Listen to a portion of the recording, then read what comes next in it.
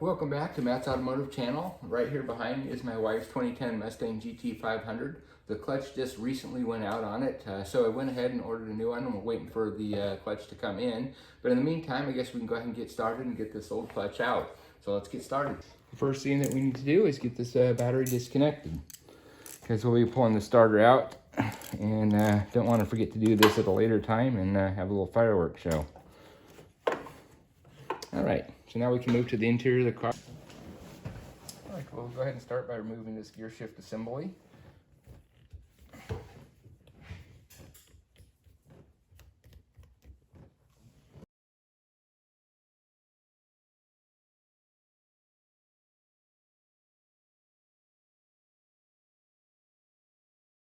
right, once we have the console out of the way, we can start by removing these two bolts from the shift assembly. All right, now we can go ahead and pull this shifter away, and then let's pull this sound deadening mat out. And then that leaves us with two nuts and two bolts to pull out so we can remove this plate.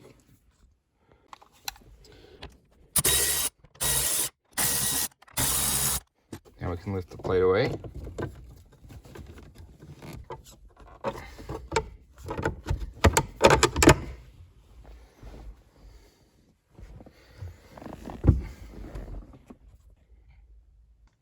All right, the first thing we need to do is get this mid pipe out of the way, and we need to start by disconnecting the O2 sensors. Normally you'd only have three.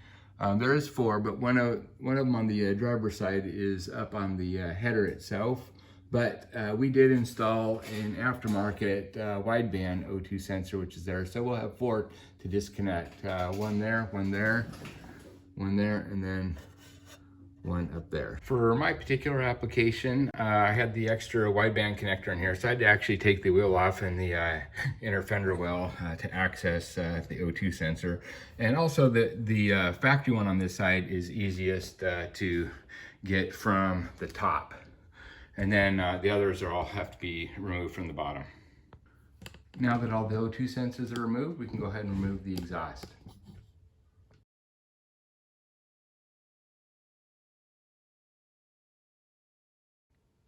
Exhaust is now out of the way, so the next order of business is going to be the drive shaft.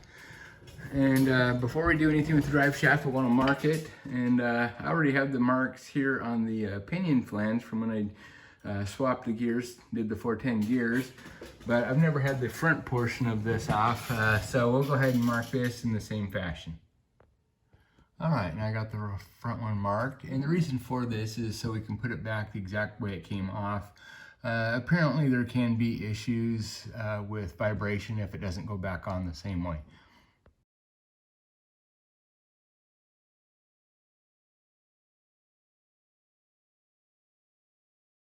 All right, as you can see, this drive shaft is a two-piece drive shaft.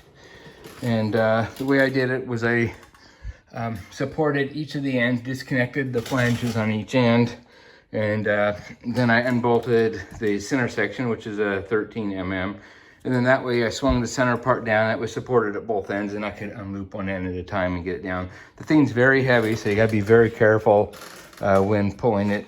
And it does say here on the side, it says scrap if dropped. So be very careful when removing it. If you have a buddy around to help you, I highly suggest that you use two people to do it.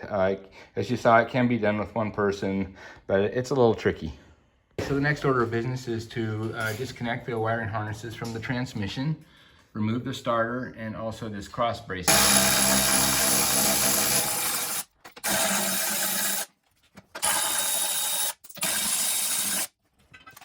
We'll go ahead and we'll start working on the starter, and I'll start by disconnecting the electrical to it.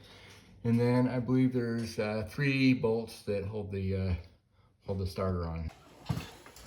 Now let's unbolt the shifter linkage from the bottom side of the car.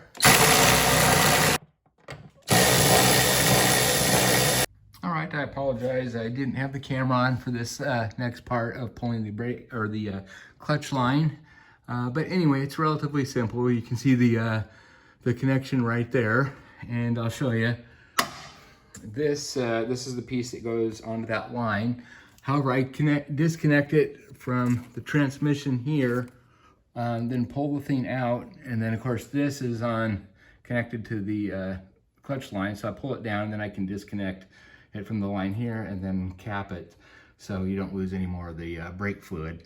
So anyway, it's relatively simple, but I'm sorry I didn't get it on video. Another thing to note, when putting this back, you can actually take these little clips and then push them in like so, and then since the end of the clutch line is beveled, it'll just push on and snap in, so you don't have to put the clip on afterwards. You can put it back together like this first and then just pop it together. Now, if you ever pulled one of these transmissions from a GT500, it's a TR6060, and they're kind of a pain in the butt. They're not like the other transmissions. They're a little larger, and it can be kind of difficult to get out. In fact, I'm gonna have to look in the manual and see what it calls for the procedure. But I know that once you start to lower it down, you're gonna have to clock it like 45 degrees towards the passenger side because of clearance with where the starter goes into the bell housing there. Also, I think it's recommended, don't quote me on this yet, I'll check, but I believe that they want us to remove the bolts here on each side of the key member and then loosen the ones in the front before trying to drop it down, because you just have minimal clearance. So anyway, I'll double check that before I start, and we'll go through that procedure. Now we can start removing some of the bell housing bolts, at least the ones that we can reach at this point. So definitely these lower ones that hold the shuttle on, and then the first few up there. But in order to get to the top ones, we're going to have to actually remove these cross member bolts and then lower the transmission down, and then come up with a long extension from behind to get to at least the two top ones. With the rear of the transmission supported, we can go ahead and remove the cross member bolts. There's 4 of them here. And then we'll lower it down, and then that should give us access to the top bell housing bolts on the transmission. Let's go ahead and remove these bolts now. These are 18 mm.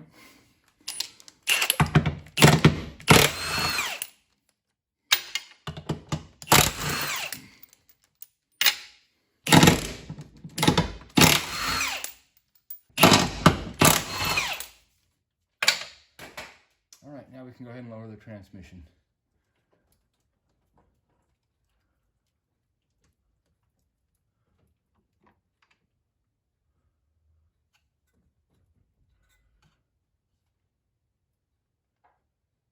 Okay, now we can roll that away.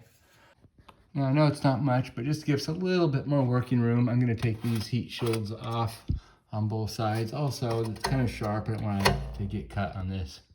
This is, by the way, how long of an extension I need to use to get to the 2 top bell housing bolts. Pretty darn long. You literally come in from the back here, and you kind of just have to fill it away up here. I put a little light up there so I could see, and then just fished it in from the back. And I finally got onto it and then twisted it. And you will need something that has a flexible socket like this, so you can go at an angle and get on nice and square. Otherwise, you risk stripping the head on the bolt.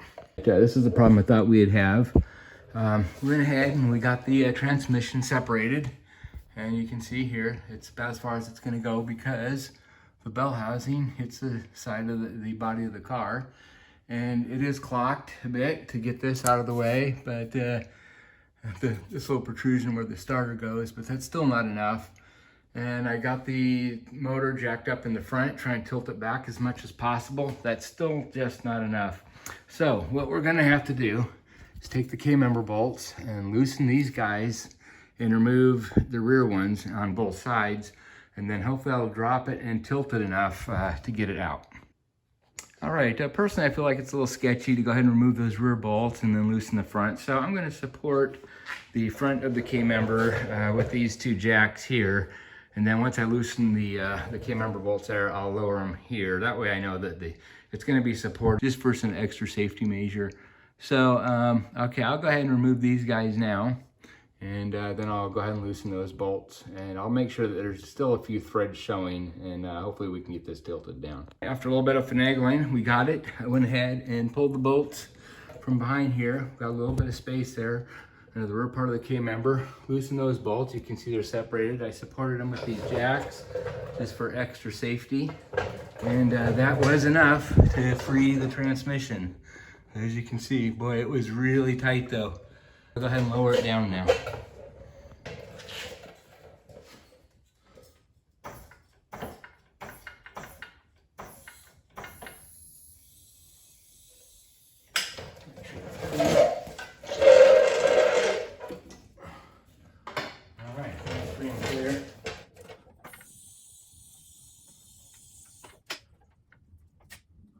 Alright, and then just to show you the angle I had to pull it out at. That's how you have to have it clocked.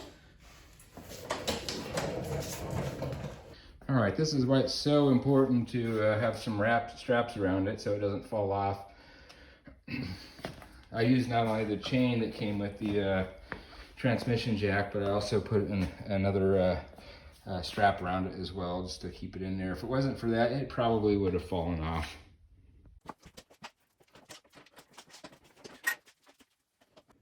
All right, and as you can see here, the slave cylinder, it's very short, and I think if you went to a single disc type clutch rather than a twin, you would have to get a different slave cylinder that would be out probably another inch or so. Now, when I did pull this, the input shaft for the transmission was kind of hung up on one of these, and when I pulled it out, this kind of recoiled. So when we put the new one in, we'll probably have to keep the K-member like this unbolted, and then also do a little lifting from the front of the motor right there where the oil pan is. And I'm sure that'll give us enough tilt to get the thing in there smoothly. But you can see why this is a problem. This is just, it's a dual friction clutch. Twin disc clutch, and it's just extra thick, it's just extra fat, and then you combine it with the fact that we have the TR6060 transmission, which is a little bigger transmission. It just doesn't leave a whole lot of space under there to maneuver. Let's go ahead and pull the clutch off now.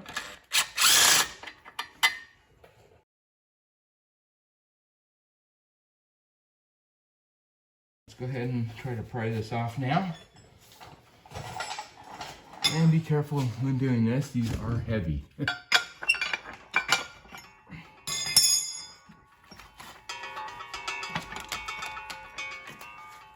Looks like it's a good thing we're getting a new flywheel. This one does look like it has some burn marks on it. Here's the clutch, and let's take a look at this. Yeah, this is a twin disc. Here's one clutch, and then here's another one that's sandwiched in between. Boy, that smells terrible. And yeah, there's definitely some burn marks there as well. And this thing comes as an assembly, so you don't actually unbolt the other clutch that's in there. A lot of the aftermarket ones, you kind of sandwich them together yourself, but not these OEM ones. They are just a single assembly. I'm not sure about the one that I ordered, if it's like this or if we have to assemble it, but anyway, real interesting. Looks like we got another little issue here. That is brake fluid, and it's not coming from the capped portion of the line. It looks like it's coming down and dripping off the sheathing here, so the leak is further up. So anyway, we'll have to investigate that. But anyway, for the time being, let's go ahead and get this flywheel pulled off.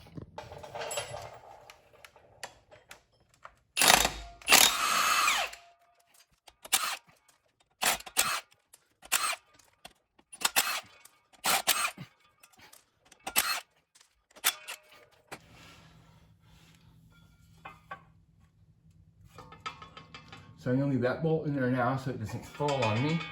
And it looks like that's still on there pretty good, so let me try to pry it off. There we go. Loose. Now we can go undo it. And this shield might fall on me too.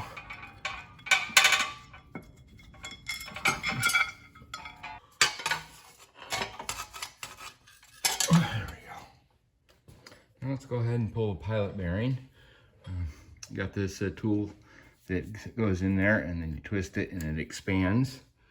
So push that in there, twist it till it expands. And these usually come out in two parts. There's an inner and outer race, And usually when you pull it, it just grabs onto the inner race. So anyway, let's go ahead and thread the slide hammer in here.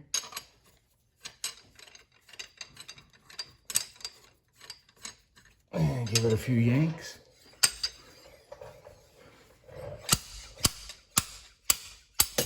There we go. Yep, there's the inner race. So we'll do the same thing again and then pull the outer race. Okay. And there we go.